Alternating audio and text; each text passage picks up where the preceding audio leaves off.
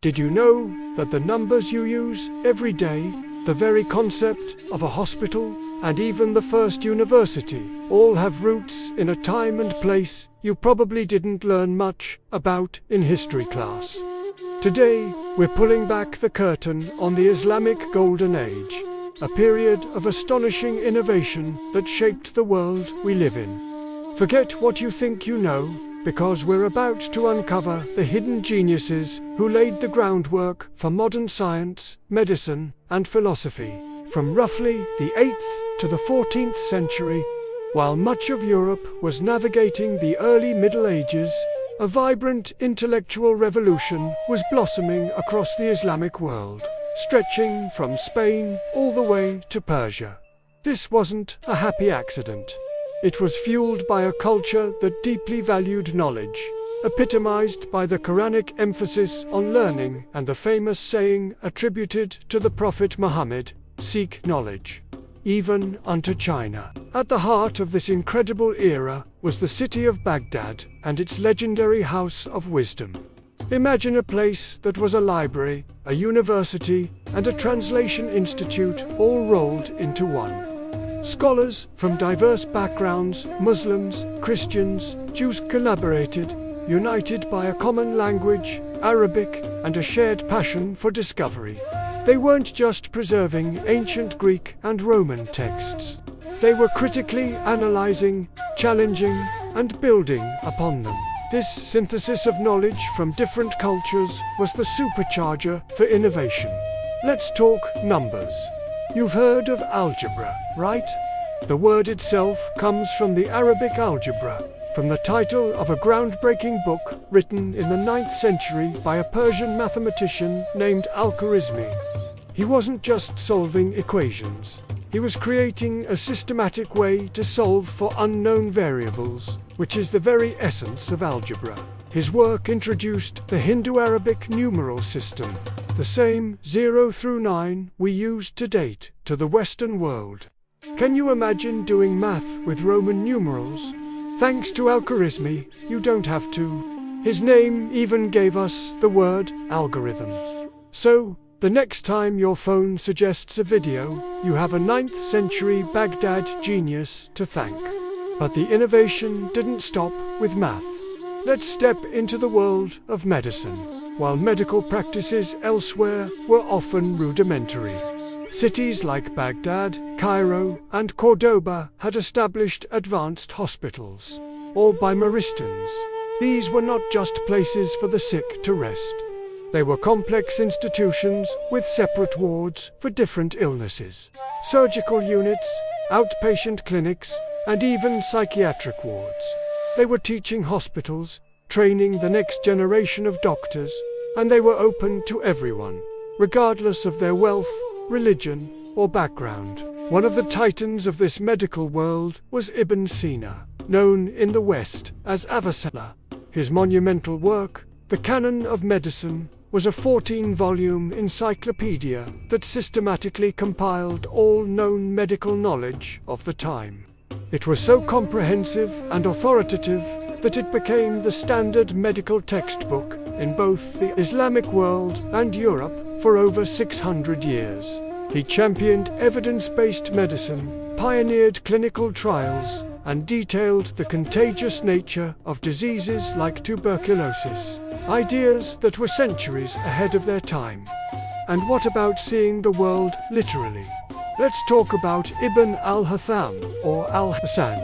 If you wear glasses, use a camera, or have had eye surgery, you're benefiting from his work.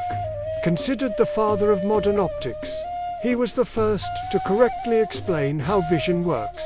The prevailing Greek theory was that our eyes emitted rays to see objects. Ibn al-Haytham proved, through meticulous experiments, that light actually reflects off objects and enters our eyes. He built the first camera obscura, a dark room with a small hole, to demonstrate this, laying the foundation for photography and the scientific method itself. He insisted that any theory must be proven through experimentation and observation, a cornerstone of all modern science.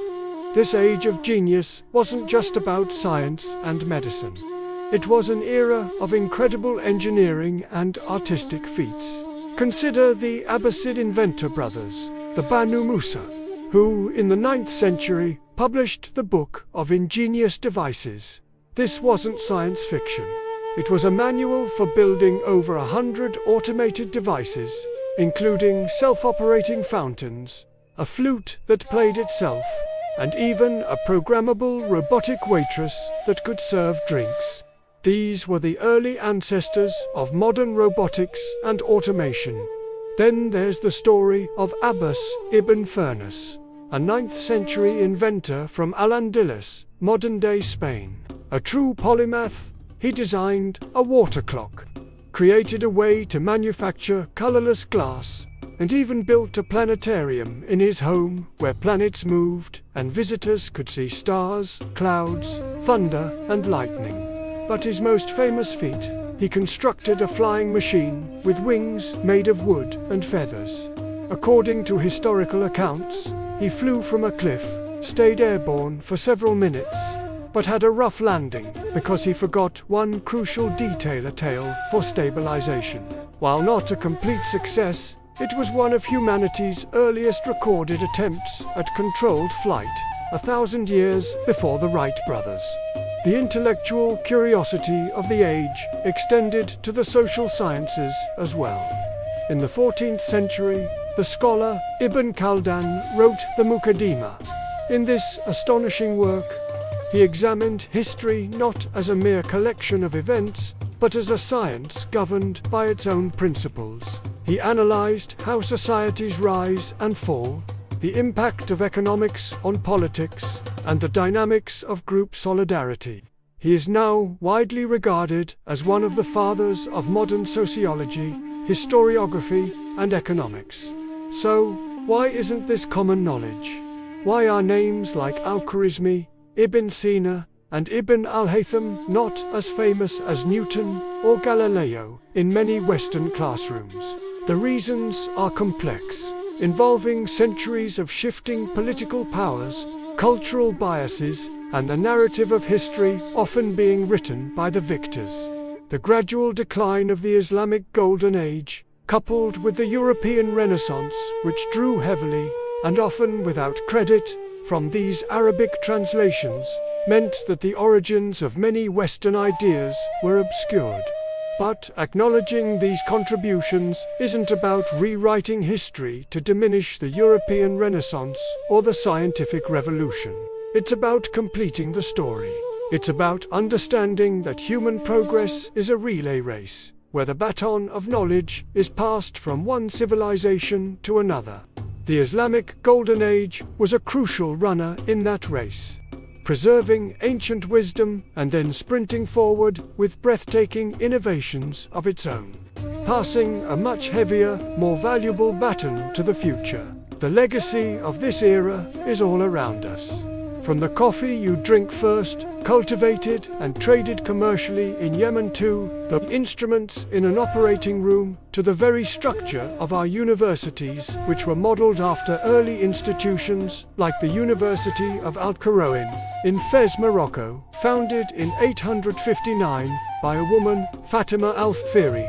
Learning about this hidden history gives us a more accurate and, frankly, a more inspiring picture of human achievement. It shows us that genius has no single address, and that collaboration across cultures is one of the most powerful engines for progress.